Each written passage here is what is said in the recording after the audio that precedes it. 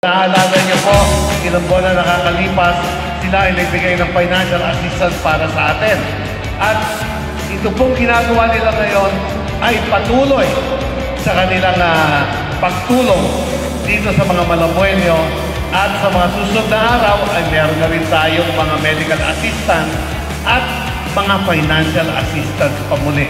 Kaya palakap po natin ang Tingog Party List.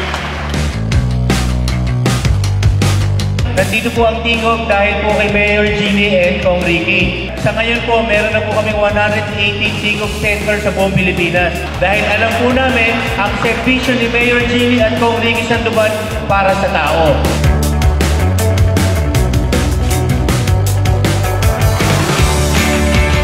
Tuwa, ang aga-aga magkasama na tayo.